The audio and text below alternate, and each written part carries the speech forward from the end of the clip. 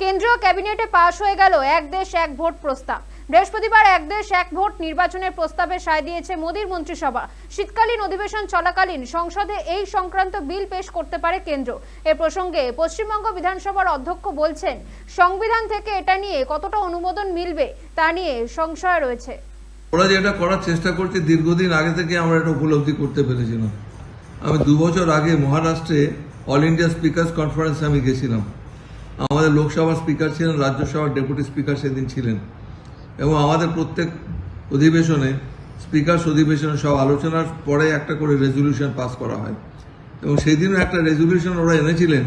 ঠিক এর আদলের এটা পরিষ্কার করে না বললেও ওটা পড়লে পরে বোঝা যায় যে ওয়ান নেশন ওয়ান ভোট। আমি লোকসভা স্পিকারকে বলেছিলাম যে আপনি যে রেজলিউশনটা এনেছেন এটা তো ইন্ডিকেট করে আপনি ওয়ান নেশন ওয়ান ভোট এই থিওরিটার উপর বেস করে এটা এনেছেন।